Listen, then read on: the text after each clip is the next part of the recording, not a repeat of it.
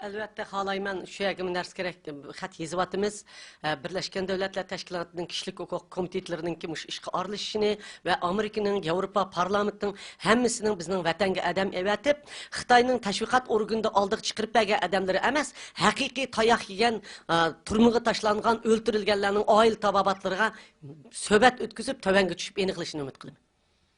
Yes, it's certainly our hope that the United Nations would send a team, a delegation to visit, to investigate what really took place. And we are in touch with the Office of High Commissioner for Human Rights.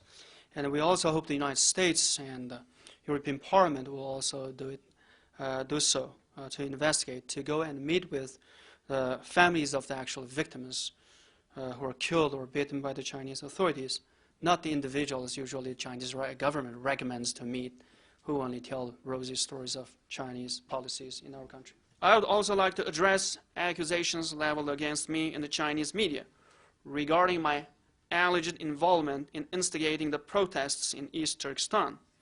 Their accusations are completely false.